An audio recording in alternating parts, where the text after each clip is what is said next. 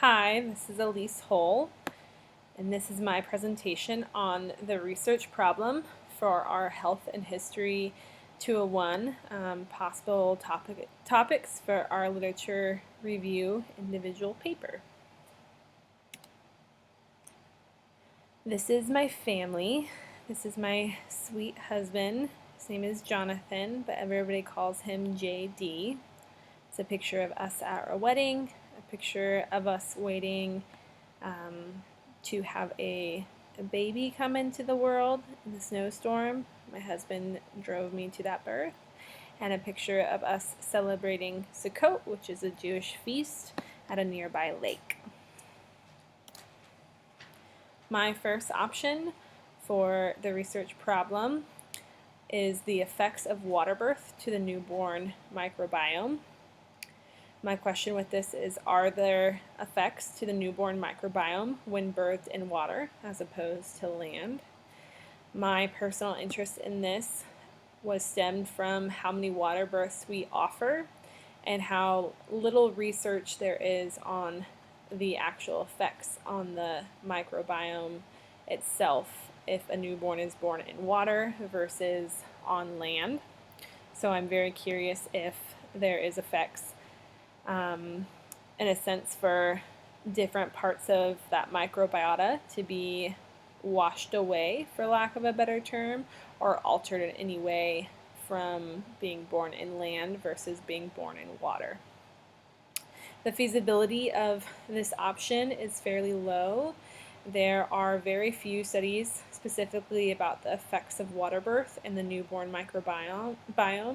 There are several studies about the safety of water birth and the support of water birth, but not specifically to the newborn microbiome. My second option was the effects and safety of essential oils in labor. This would be a broader question of what are the effects of essential oils in labor, both in natural induction, comfort measures, and anti-hemorrhage alternatives. My personal interest in this is seeing that there are more and more women wanting to use essential oils, both in pregnancy, but specifically requesting it during labor. And I'm curious not only the effect that these have, but if they are safe and if it's a good option. I do believe that a better, more comprehensive understanding of this could be very beneficial for low resource settings and another tool in our tool belt. The feasibility of this is low to moderate. There are several studies about essential oils as comfort measures, but not specifically in all stages of labor. Primarily it is in the first stage of labor, and there wasn't enough empirical primary research to continue with that. So I wanted to try to broaden the search to do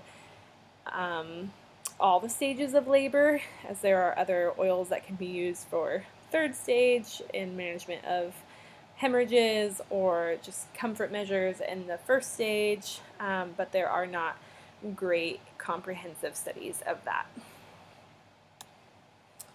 My third option, and probably what I will be studying and reviewing, would be birth incentives in low resource settings for better midwifery care. So my question with this is, are birth incentives in low resource settings effective and cost efficient for increasing a greater desire of laboring women to seek trained professionals in adequate facilities?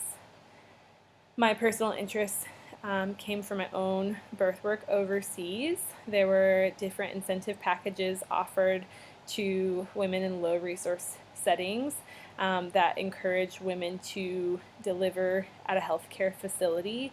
And they were in the region where I was in Uganda. They were promised a water basin, a bar of soap, and a blanket, and that was a lot of persuasion for women to walk several dozens of miles to the nearest health facility.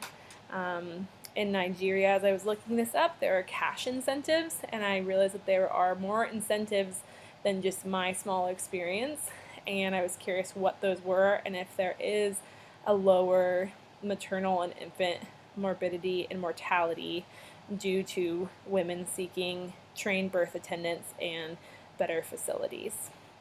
So the feasibility of this option would be moderate. As I mentioned, there are several studies specifically about birth incentives across low resource settings in several different continents, and they are a lot are within the last 10 years. I think that this may be an interesting option. Thank you so much for listening.